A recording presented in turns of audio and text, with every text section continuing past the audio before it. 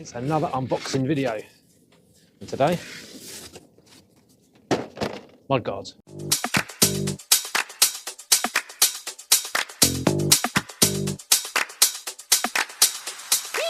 So these are the SKS Speedrockers. I went with these, they review well online, but also I had some of the SKS for the road bike as well, and they were fantastic. So let's get them out of the box and see what we've got. Now I do need to be careful because I managed to slice the end of my thumb off the other day with a Stanley knife, so I shall keep that well away. Looks like there is only the one on there. Okay, one part and three parts. So I'm guessing then that these two, the front goes around the fork, and then the other one is for the rear. Now also in the box I believe there should be, yep, here we go.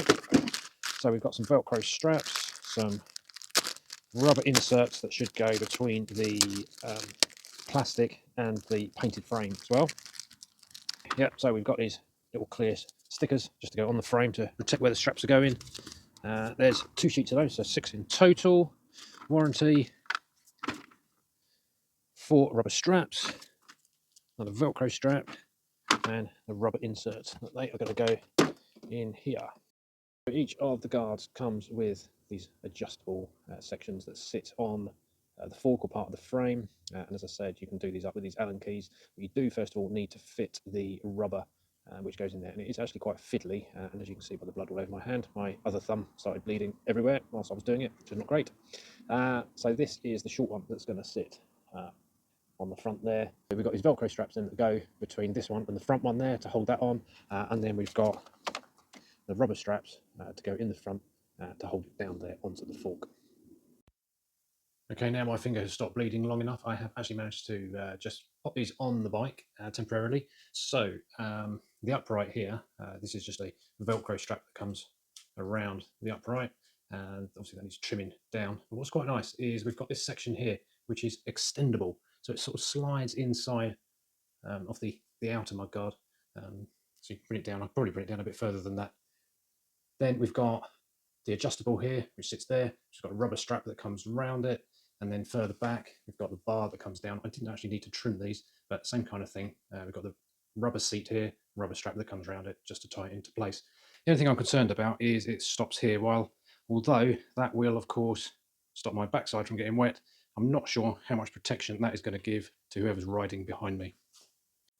So front's much the same. We've got this single front piece here that goes on to the fork, and then the rear one that comes up, same thing, it just sits on its own and then sits on the fork, and then you've got one Velcro strap that ties the two together.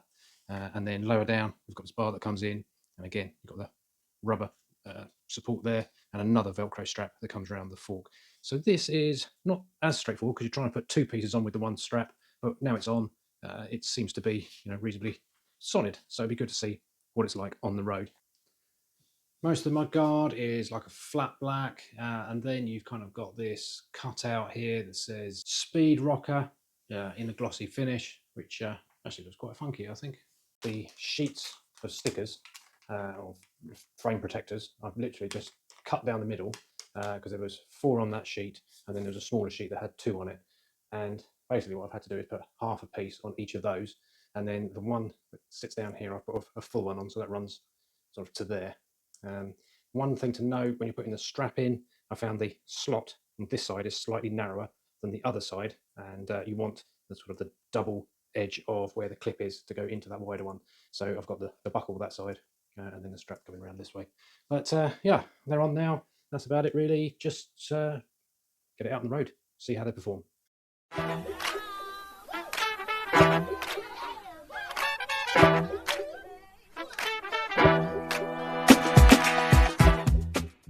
So how did the rock hoppers perform? Well, pretty well, I'd say. They kept me dry, so that's doing the job there.